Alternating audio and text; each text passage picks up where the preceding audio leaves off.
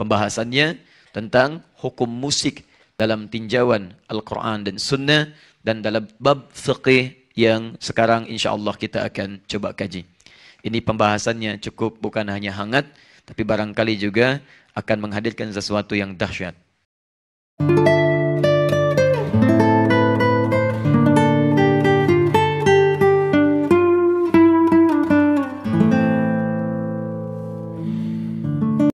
Ada para penyair yang mereka dalam syairnya hanya menggunakan kata-kata saja. Ada para penyair yang dalam syairnya diiringi kemudian dengan alat-alat. Di antara alatnya ada rebana toblon, ada alat petik ma'zifah, jamaknya dengan ma'azif. Nah, dua hal ini pada masa Islam di zaman Nabi SAW itu pun masih berlangsung, dan menariknya dua negatif ataupun positif juga terjadi di masa Nabi SAW. Setelah masa Islam, maaf, yang bersyair masih ada. Contoh, saya ambil yang positif dulu misalnya ya. Dan itu ada di hadis-hadis yang sahih. Riwayat Al-Bukhari, riwayat Muslim, riwayat Abu Daud, bahkan sebagian disahihkan oleh Syekh Muhammad Nasiruddin Al-Albani. Dan setelah saya rangkum di sini, ada sekitaran sampai 5 sampai dengan 9 hadis. Tayyib. Misal, saya berikan contoh saja ya. Di Ibnu Hibban hadisnya sahih, nomor hadis 6892. Ya. Baik, teman-teman, hadisnya dari Buraidah. Hadisnya dari Buraidah. Satu kali ada dua orang yang berdendang ya di hadapan Nabi SAW, di hadapan sahabat Abu Bakar As-Siddiq, di hadapan sahabat Uthman bin Affan. Mereka berdendang, nyanyi-nyanyi. Ada liriknya, ada iramanya, ada macam-macamnya. Apa yang terjadi? Ketika mereka sedang berdendang, Nabi tidak melarang mereka. Tapi ketika Umar datang, Umar bin Khattab radhiyallahu taala anhu datang, kemudian dilemparkanlah kemudian ya rebana yang mereka pegang, dilemparkan oleh mereka, lalu Nabi mengatakan, ya datanglah Umar, yang saat Umar datang, setan akan takut kepadanya. Setan akan takut kepadanya. Perhatikan, hadis ini kata para ulama hadis menunjukkan dua pesan sekaligus. Ada yang dibenarkan, ada yang tidak dibenarkan. Apa yang dibenarkan? Pertama, yang dibenarkan adalah keadaan ketika mereka menyanyi bersyair di hadapan Nabi SAW, tidak ada kalimat-kalimat yang langsung disanggah oleh Nabi. Kalaulah seketika itu haram, tentu Nabi akan mengatakan, jangan berdendang di hadapan saya, itu haram. Tinggalkan, tinggalkan. Tapi yang paling menarik, kenapa Ustadz saat Umar masuk kemudian dilemparkan alat-alat itu? Karena sebagian dari alat-alat yang digunakan, pernah digunakan di tempat-tempat yang lainnya, atau tempat-tempat yang, maaf, mengarahkan pada maksiat. Contoh, tidak sedikit orang-orang menggunakan gitar, kemudian, gitar yang saya maksudkan yang tempo dulu, kemudian rebana untuk mengiringi perbuatan-perbuatan maksiat yang terjadi pada saat itu. Contoh, mohon maaf, fokus ini, itu dulu orang Arab kalau mau maksiat, mereka akan datang mengenakan jubah terbaiknya, untuk menunjukkan status sosialnya. Biasanya menggunakan sutra, laki-laki pakai sutra, datang. Kemudian dia bawa, maaf ya, perangkat-perangkat mabuk. Dari yang perasan kurma, perasan anggur, dan sebagainya. Setelah itu disertailah dengan penyanyi-penyanyi biduan-biduan, sambil diiringi dengan alat-alat musik. Ada yang pakai rebana, ada yang pakai kemudian gitar-gitar yang dipetik pada masa itu. Sebagian bersenandung, sebagian yang mabuk, ada yang zina, dan sebagainya. Dari situlah Nabi pernah mengeluarkan hadis, di masa yang akan datang, itu telah dihapuskan oleh Nabi seperti itu. Jangan mabuk lagi, jangan zina lagi. Turun ayat melarang zina, turun ayat melarang mabuk, bahkan sampai 4 tahapan. Turun ayat melarang hal-hal yang tidak bermanfaat. Setelah itu sepi semua itu. Tapi kata Nabi, akan muncul di masa datang di antara umatku yang menghalalkan lagi proses seperti itu. Digabungkanlah 4 tadi. Mereka menghalalkan zina, mereka menghalalkan khamar, mereka menghalalkan sutra, dan mereka menghalalkan ma'azif. Nabi bukan menyebut musik, bahasa hadisnya ma'azif. Kenapa Nabi menyebut ma'azif? Karena sebagian alat itu ada yang digunakan pada yang negatif. Mengiringi orang untuk berbuat maksiat. Jadi kalau Anda menemukan hadis itu bukan berbicara masalah hukum mutlak musik, bukan. Hadis itu ingin bicara tentang konteks maksiat yang terjadi di masa Nabi. Yang sering diakibatkan oleh penggabungan antara alat-alat musik dengan tujuan-tujuan maksiat. Coba Anda cek. Kalau orang muncul dengan glamoritas, dengan alat-alat yang tadi, disertai dengan alat-alat musik, pasti ujung-ujungnya maksiat. Silahkan cek. Cek kalau tidak keliru. Silahkan, kalau Anda tidak percaya silahkan. Di sampingnya ada minuman, menggunakan suasana glamor, terus ada alat-alat musik di sampingnya, ada yang nyanyi. Pasti minimal akan terjadi maksiat. Kalau tidak ikhtilat joget bersamaan, kalau tidak kemudian mabuk-mabukan, apa yang terjadi? Ujung-ujungnya zina. Itu persoalan terbesarnya. Silahkan cek, bukankah ada tempat-tempat menampung seperti itu? Ya, misal ada sebagian tempat-tempat disebut dengan diskotik, ada klub malam, dan malam bukan siang. Belum ada klub siang, kan? Ada klub malam, ada diskotik, ada macam-macam. Silakan, apa yang terjadi? Begitu musik di setel, alat-alatnya ada, untuk mabuknya ada, musiknya ada, alatnya ada, orang menggunakan pakaian-pakaian yang borjuis. Sutranya memang sudah nggak ada, tapi yang dipakainya luar biasa. Sama-sama mahalnya, sama-sama alat kesombongannya. Muncul itu, bergabunglah semua elemen ini. Inilah yang menyebabkan hukum haram turun. Dua. Jadi, fokus, alatnya sudah ada. Kemudian nyanyian yang tanpa alat juga ada, tapi hukum-hukum yang disampaikan oleh Nabi keluar dua bagian dari Nabi. Ada yang mengharamkan, ada yang seketika kemudian menghalalkan. Contoh kedua, saya agak cepat ya. Nanti saya buka kitab, setelah ini kita selesai. Satu kali Nabi melihat Sayyidah Aisyah. Kemudian ketika beliau melihat Sayyidah Aisyah di rumah beliau, masuk ke dalamnya, Sayyidah Aisyah sedang dihibur oleh dua orang. Ya. Yang bantu beliau, jariyah beliau, ketika dihibur menggunakan syair. Ya. Bahkan menggunakan ini, rebana, dufuf, tobel. Dipukul-pukul, nyanyi-nyanyi, dan sebagainya. Datanglah sahabat Abu Bakar As-Siddiq radhiyallahu ta'ala anhu. Ketika beliau datang, beliau tidak suka dengan itu. Nanti saya catat ini. Dan ini nanti diantara yang saya pegang salah satunya. Karena beliau senangnya dengan Quran. Senangnya dengan hal-hal yang baik-baik berupa hadis dan sebagainya. Tidak terlampau suka dengan masalah-masalah musik. Jadi begitu masuk, beliau katakan, apa bimazmuri syaitani fi baitin Nabi sallallahu alaihi wasallam? Kok ada senandung-senandung setan? Maksudnya ini saya nggak suka ini nih. Kok ada yang haram di rumah Nabi sallallahu alaihi wasallam? Abu Bakar memahami setiap musik itu haram. Apa kata Nabi? Hadis sahih. Kata Nabi, Abu Bakar, janganlah usil ya dengan menghukumi mereka. Ini hari raya untuk mereka, biarkan mereka bersenandung. Perhatikan, Abu Bakar menghukumi haram perbuatan dua orang jariyah tadi. Nabi mengatakan tinggalkan mereka, biarkan mereka bernyanyi karena ini hari raya untuk mereka. Hadza yauma idihim. Ini hari raya untuk mereka, biarkan mereka bernyanyi. Tiga.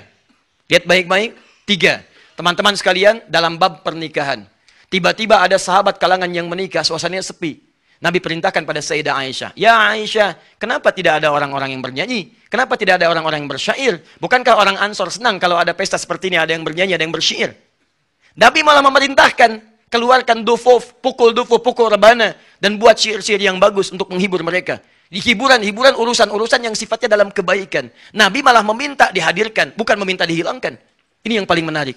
Nah, turunkan hadis-hadis ini, jadi dari hadis-hadis yang terlihat membenarkan musik ini, muncullah golongan pro di sini.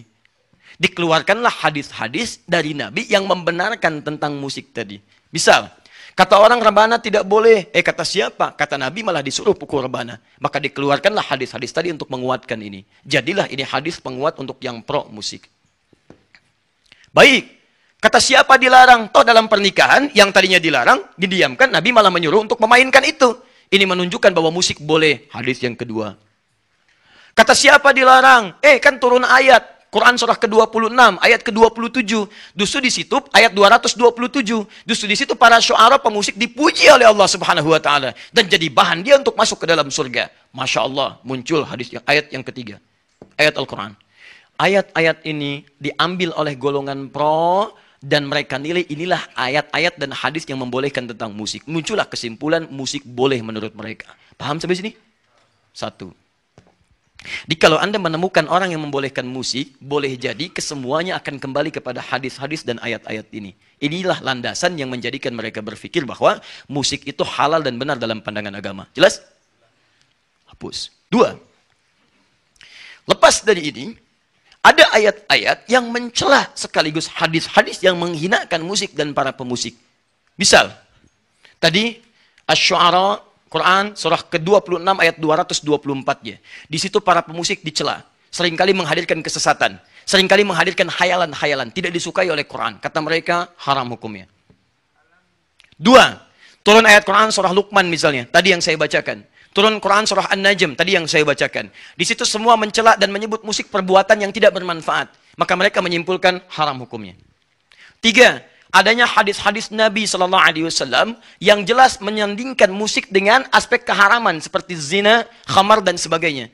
Kata mereka, karena musik disandingkan dengan zina, musik disandingkan dengan khamar, yang asalnya haram, maka mutlak hukum musik pun haram seperti halnya zina dan khamar.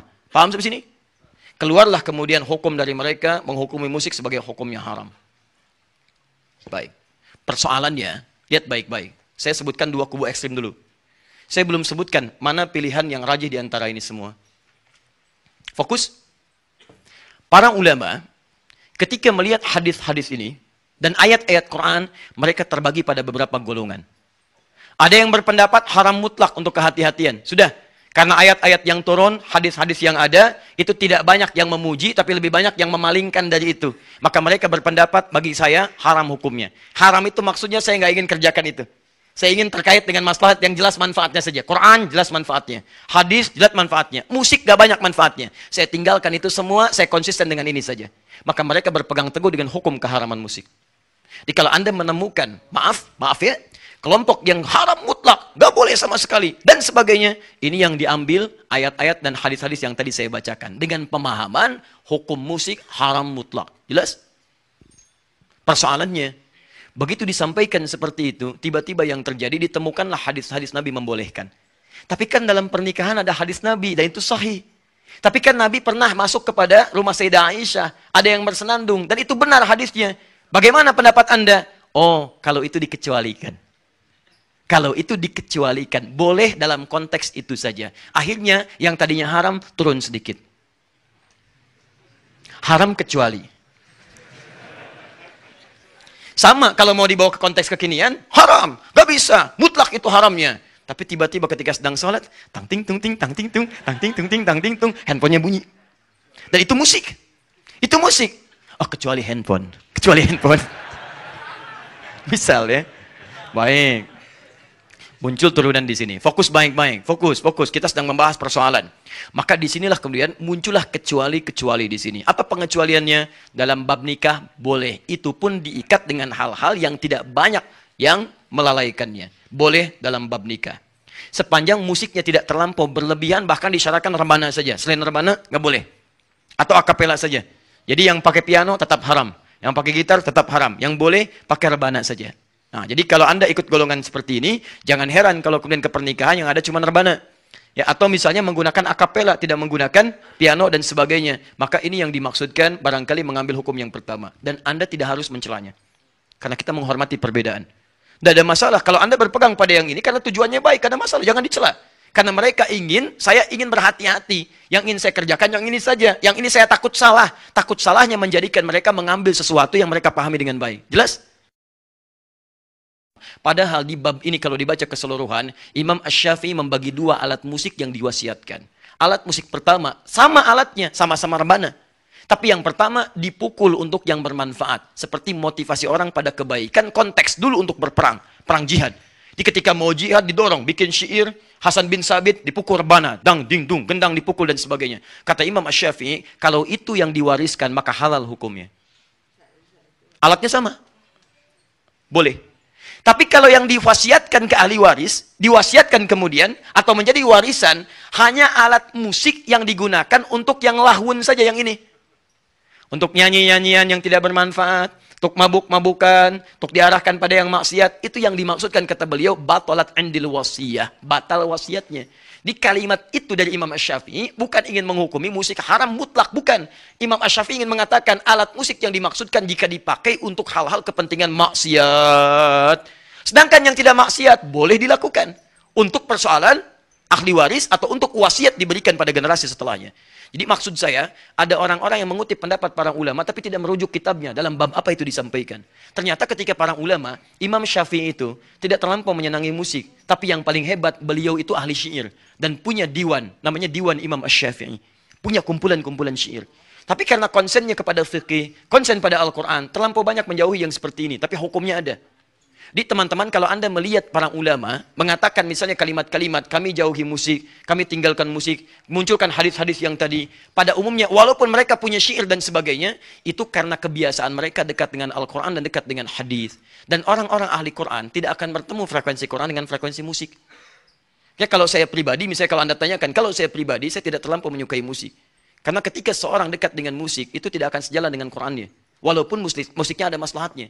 Makanya silahkan cek, Anda senang musik agak kesulitan menghafal Quran. Karena frekuensinya tidak sama di situ. Tapi bukan berarti menjadikan musik mutlak haram, bukan. Karena ada bagian-bagian tertentu yang dibenarkan oleh Al-Quran. Apa itu? Ada orang yang memang bakatnya ada di situ. Bakatnya di situ.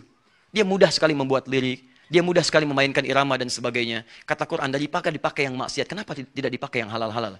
Seperti Hasan bin Sabit menggunakannya. Seperti Ka'ab bin Zuhair. Dan diberi hadiah oleh Nabi SAW. Makanya muncul semacam Maher Zain. Muncul semacam Yusuf Islam dan sebagainya. Muncul semacam dan sebagainya. Ya, kalimat-kalimat, lirik-lirik yang mengarahkan kepada nilai-nilai kebaikan. Tapi tidak disatukan dengan yang maksiat. Liriknya memang bagus. Ayo sholat, ayo sholat, ayo sholat, ayo sholat. Yang di bawah joget, ikhtilat, dan sebagainya. Nah, itu barangkali mencampurkan dua hal yang tidak bertemu satu dengan yang lainnya. Diberi judul nada dan dakwah. Nada satu, dakwah satu. Tapi antara nada dengan dakwah tidak nyambung. Kalimatnya benar, nada, dakwah. Kalau dengan nada itu ada nilai-nilai kebaikan yang tidak menghadirkan unsur maksiat. Jelas ya? Judi, aku kalah, bohong, sungguh, misalkan. Misal saja ya. Misal. Nah, apa kesimpulannya? Kesimpulannya adalah, turunkan dulu. Jadi kalau kita bandingkan, saya kan belum berbicara tentang pilihan Anda. Itu silahkan Anda pilih yang bagaimana, nggak ada masalah. Saya mau bicara, kesimpulannya, kalau kita bandingkan, para pendapat ulama akan ditemukan tadi perbandingan-perbandingan berdasar turunan ayat dan hadis tadi. Maka pendapat ulama ada yang mengharamkan mutlak dengan alasan tadi, untuk kehati-hatian saja. Yang kedua ada pendapat haram dengan syarat, haram kecuali, karena ada pengecualian-pengecualian di sini. Yang ketiga kemudian ada yang membolehkan mutlak karena diambil hadis kebolehannya saja. Yang keempat ada kebolehan dengan syarat kalau musik yang dimaksudkan mendukung kepada nilai-nilai kebaikan yang dibenarkan oleh agama. Di luar itu maka semuanya masuk pada kategori yang tidak dibenarkan. Nah, dari empat ini bagaimana kita menyimpulkan tarjihnya? Dan kesimpulan terakhirnya adalah tarjihnya mana yang terkuat di antara ini? Selalu yang paling kuat itu yang pertengahan. Karena kita diminta oleh Allah untuk mengambil bagian pertengahan. Kita umat pertengahan. Quran surah kedua ayat 143. Wa kadzalika ja'alnakum ummatan wasata, yang tengah-tengah. Jadi kalau kita melihat proporsional saja, jangan-jangan antum haramkan mutlak tapi antum butuh sesuatu untuk bermanfaat dalam diri antum. Jangan-jangan halalkan mutlak tapi ada maksiat yang berbahaya di situ. Karena itu, jika memang dengan musik itu Anda bisa mendapatkan manfaat yang dibutuhkan untuk mendukung agama, Anda boleh ambil bagian dari porsi itu. Tapi kalau nggak ada manfaatnya, saran saya tinggalkan. Karena nggak ada manfaat dalam kehidupan Anda. Ya, kalau saya pribadi, saya tidak terlampau menyukai hal seperti ini. Saya belajar itu untuk menjelaskan hukum, bukan ingin ikut kemudian terlibat dalam hal-hal yang dimaksudkan. Tidak. Jurusan saya di bahasa Arab. Ya, spesialisasi saya tentang Al-Quran. Karena saking cintanya dengan Quran, saya belajar bahasa Quran. Bukan untuk bisa bahasa Arab, tapi mendalami bahasa Quran. Maka kami pelajari itu. Dan di jurusan bahasa Arab pasti akan belajar dengan ini semua. Makanya kami punya argumentasi untuk menyampaikan. Karena saya pelajari. Ya, 5 tahun di Tripoli saya pelajari tentang ini. Tentang syair, tentang rumus, tentang macam-macam. Sampai apa unsur syair dan seterusnya. Sampai ditemukanlah kalimat ini. Anda kalau nggak belajar tentang ini, Anda nggak akan paham kenapa kalimat Quran turunnya dengan lahwal hadith. Kenapa di sini ada malahi, kenapa ada ma'azif, kenapa tidak disebutkan kalimat musik. Karena yang dimaksud musik pada saat itu, apa yang tadi kami terangkan. Bukan berarti jadi otoritatif, bukan. Ada juga yang lain yang mungkin punya pendapat. Yang penting kita saling menghormati. Yang salah itu adalah yang terlalu fanatis dengan pendapatnya dan menjadikan perpecahan dalam kehidupan.